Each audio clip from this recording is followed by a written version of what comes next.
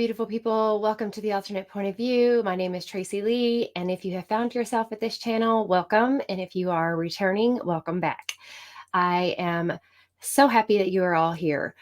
So today we're going to be talking about something that is just absolutely horrible. I came across it on Law and Crime thanks to Jesse and his coverage of this story. This happened last year, but it is going to go to trial, or at least beginning this year. And it is absolutely horrendous. And it does involve another small child who is an absolute angel. She looks so cute and beautiful. And I cannot believe the things that they did to her and just the unspeakable things that they did. And I'm actually really shocked at the charges that this family has gotten for what they did to this poor, poor child. So I want to just get right into what has happened. But if you have not heard about the 3-year-old little girl that they did an exorcism on, and eventually this led to a very long and horrific 20 hours of suffering and eventual death. So we are going to get into this, talk about it, and I want to show you a picture of this beautiful child so you can actually see what an angel she was. So let's share the screen. It's going to take me a minute as I'm still getting used to the technical issues of this sharing. So let's look at Jesse on Law and Crime and talk about what he is doing and what he covered so far on sharing this beautiful child. So we are going to, here we are. So this is the beautiful angel that we are sharing. And I want to say, this is not a child. This is not a Chad Daybell type of situation. This is actually a situation where she was with her mother. She was with her mother. The father, the mother's father actually ran a church, apparently in the back of his house. The daughter never really attended church very much. She claimed that her child was acting strangely the night before. She was crying weirdly, screaming, was out of her character. She got up and decided that her child was possessed, and she believed in this type of stuff. So she decided to take her child to her father's church. Remember that it was in the back of her father's house. She got her brother involved, who was 20 years old. They both took the child to her father's makeshift church in the back of the house and decided to perform an exorcism. And they did some unspeakable things. What I am going to do is I am going to put up the picture of this beautiful angel. Ariella is her name. And I'm going to tell you all the things they did to her, what things are in the affidavit that they did to this poor little girl for 20 solid hours until she lost her life at the hands of her mother. And it took them actual months before they actually made any arrests in this situation. And it also took several hours before they actually called 911. And apparently the mother was married and didn't even inform the father of this situation. She called several different people before she even considered calling 911. So this is a very disgusting, horrific way for this child to go. So I want to let you all know that this is absolutely terrible what they did to this little girl. So according to the actual let me show you the actual people involved in this situation. These are the child's mother, grandfather, and brother, her uncle. They are the ones who performed the actual exorcism on this 3-year-old that they thought was possessed. Now, the reason why they're charging them with some sort of strange uh, charge, it's not first-degree murder, which when we read the affidavit, you'll find out and ask yourself, why not? Why are they not being charged with first-degree murder? Which also begs the question why they're being held in jail when they're not being charged with first-degree murder, because if they're not being charged with first-degree murder, it's kind of strange that they're not being allowed out on bail. And I'm not saying they should be allowed out on bail. I'm just saying that the lesser charge, they would probably be allowed on bail, but due to the heinousness of their crime, which is probably why they're not. But let's get into their actual charges. So I want to read to you the affidavit. So during this assault, Aurelie Doe, so I'll put this up on the full screen for you guys so you don't have to see my face. During this assault, Aurelie Doe fought for her life as 3 trusted adults forcibly grabbed her by her neck, torso, back, and legs, smothered her by repeatedly attempting to pry open her mouth to make her vomit, and held her with so much force that she had internal bleeding and injuries. The evidence shows that while this assault was ongoing, Aurelie struggled to escape from her abusers. She clamped her mouth in resistance to the adults who were trying to pry it open. During the assault, the victim repeatedly said no, as she was fighting for her life at the hands of her mother, grandfather, and uncle. She told her mother, "I love you." When pressure was applied to her neck and torso, she repeatedly rendered unconsciousness for moments at a time. This ongoing assault resulted in the tragic death of Aurelie. The evidence presented at preliminary hearing is outlined below and is more specific than it is more than sufficient for this court to hold each of these charged defendants to answer. That is absolutely disgusting and awful. What in the world? This is her mother that is doing this to her, and her grandfather. Grandparents are supposed to love their grandkids more than their kids.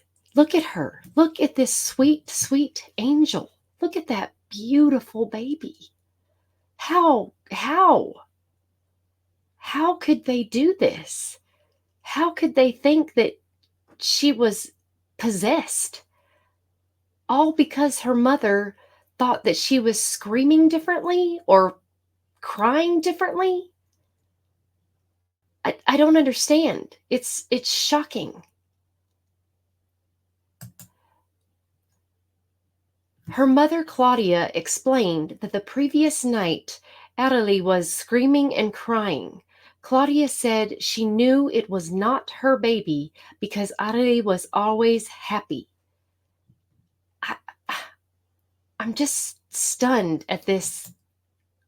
What could possibly? Claudia then continued to describe to Officer Reyes how Aurelie looked different the night before, saying her eyes were different. She described Aurelie calming down, then she comforted her. She said she put her to bed around 11 p.m. She then went to sleep at 12 a.m. Claudia's brother, Rene Jr., was sleeping in bed with them, and Aurelie Doe was in the middle. That's kind of weird to me, you guys. Why are the brother and sister sleeping together with the child? I just think that's a little strange. So I'm not sure about that situation, but look at this baby. Look, now this picture says 3 months, baby. I miss you so much. So it's been 3 months. This picture she posted was 3 months after her child's death. So this is how long it took for them to finally bring charges. She then explained that she has seen movies that show objects can get possessed.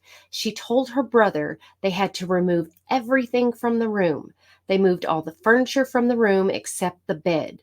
Claudia then again tried forcibly opening Adelie's mouth and sticking her, I guess, her fingers down her throat. So this is Claudia, who was, I believe, 24 at the time, and this is her brother, who is 20. So Claudia was asked if a priest was there with her, and she said no. Claudia described the church as her dad's church and said he was a preacher there. I mean, this is just absolutely disgusting. Look at this angel. And they thought she was possessed. At around 6 p.m., Adelie was cold to the touch. Claudia said she thought maybe she was dead, but that she had never seen a dead body. They continued to pray. She moved her onto the floor and then kept praying. Claudia called her mom, her sister, her best friend, her husband, and boss before she called 911. That's a lot of people to call, you guys, before she actually gets help for her child. So Claudia confirmed Adelie was not sick. Claudia said Adelie changed at night. The first noticeable change was when Adelie demanded her shirt and went to the closet and threw all her shirts out. Claudia said Adelie's scream was so hard she thought it was not her. While Adelie was in the shower, Claudia described that her eyes looked different. Claudia told Adelie she loved her, and Adelie did not say anything back. Adelie then fell asleep very fast, and Claudia said she never does that. I mean, it was late. Could she not have just been tired? She's a child. At 5 p.m., Claudia said they had to pray for Adelie again. This time when they prayed, Adelie threw up liquid that was purplish color. After Adelie actually spit it out, they laid her down and continued praying. She then checked on her about 6 p.m., and Adelie was cold. Her lips were blue and purple, and her hands were cold. This was the last time Claudia believed Adelie to be alive.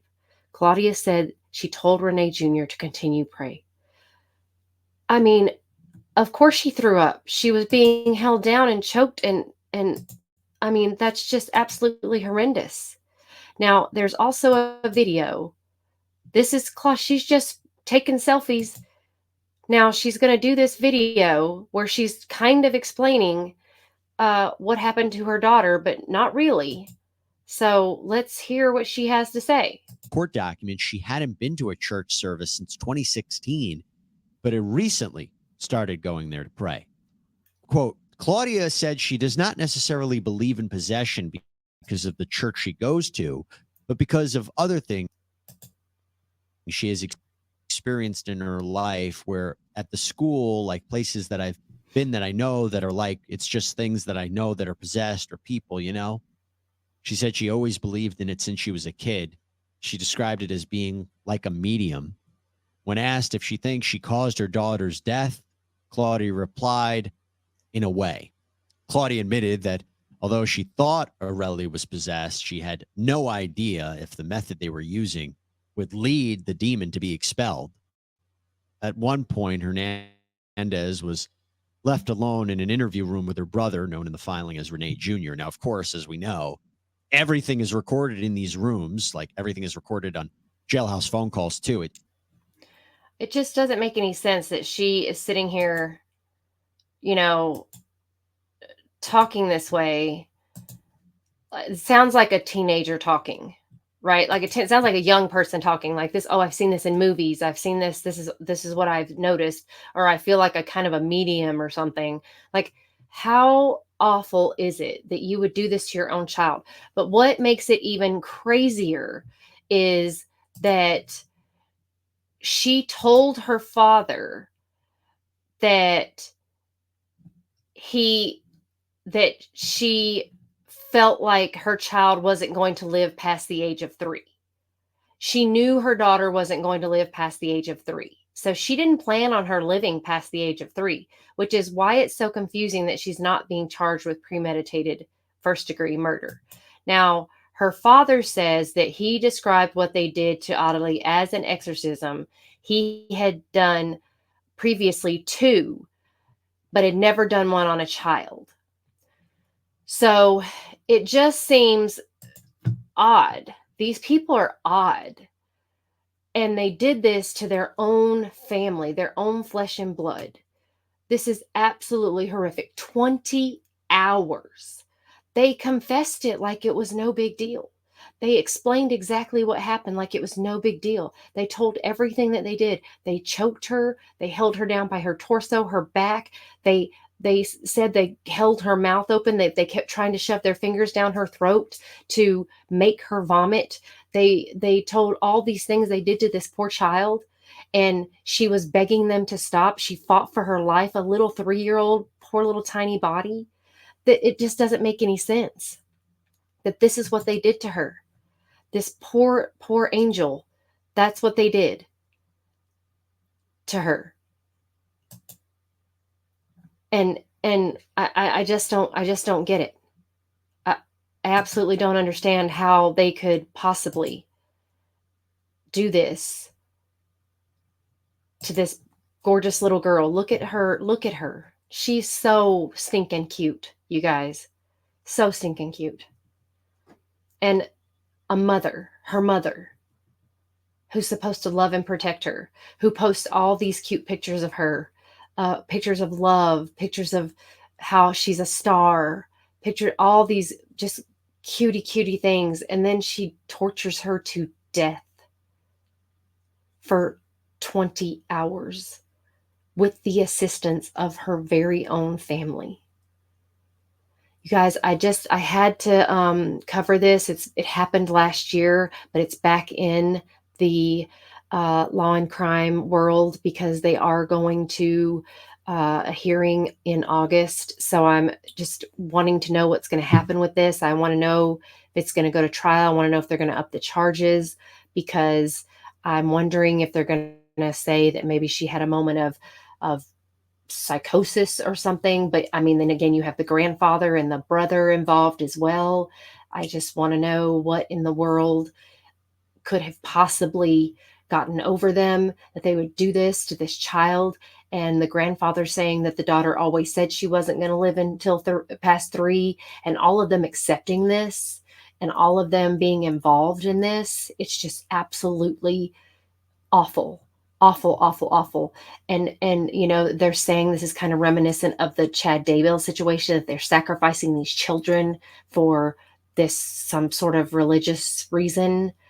But she's saying this is actual possession. She's saying she's felt like some kind of medium. She's saying she didn't even go to her father's church. She just used that makeshift church to get this demon that she thought her child was possessed with, because her child looked differently the night before and was asking for a shirt or something.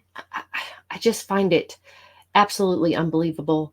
And I just really, there's no explanation, and there's zero remorse. No remorse at all. All of them have no remorse. They don't think they did anything wrong. I can't fathom. I can't understand it. I mean, I guess there's no way for people that actually have love and kindness, or whatever you want to call in their hearts, to have understand what these people feel or think. But I do not understand how you can do this to a child and not at one time, not something click off in your mind and go, we need to stop this. This is terrible. This is wrong. What are we doing? This is my child. It's my beautiful angel. So I just like to hear what anybody has to say about this situation. If there's any doctors, psychologists, psychiatrists out there, how does an entire family become involved in this? If a mother does it, what makes that happen? But how does the mother get her own father and brother involved in this situation?